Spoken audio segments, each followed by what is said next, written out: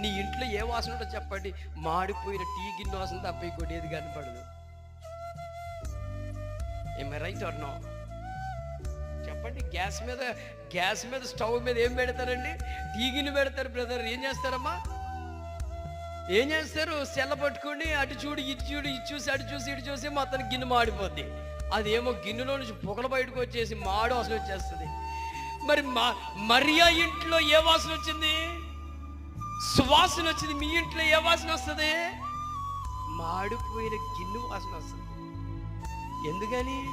మరియానేమో యేసు పాదాలు గడుకొచ్చింది, నువ్వేమో మొబైల్ గడుకొచ్చున్నావు. మరియానేమో యేసు పాదాలు గడుకొచ్చి అత్తరు రాస్తా ఉంది, నువ్వేమో టీవీ గడుకొచ్చి నాటికలు గడుకొచ్చోబడిపోయావు. అంతేనా? ఇక మీ ఇద్దరికి తేడా ఉంది. మరియా సువాసన కలిగిన